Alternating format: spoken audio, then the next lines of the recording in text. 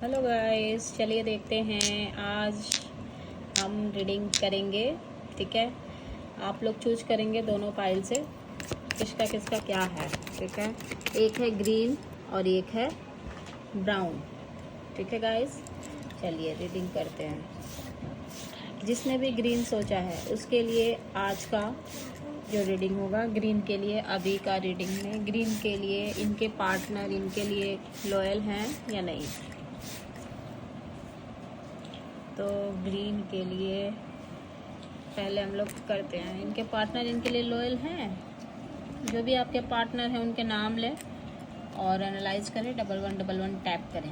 Wow guys, nice. आपके partner आपके लिए बहुत लॉयल हैं, आपको बहुत ज़्यादा लाइक करते हैं, पसंद करते हैं। आपके साथ टाइम स्पेंड करना बहुत अच्छा लगता है, बहुत ज़्यादा अच्छा लगता है गाइस, और बहुत ही ज़्यादा आपके ऊपर खर्च करना भी चाहते हैं गाइस। चलो, ग्रीन के लिए हो गया गाइस।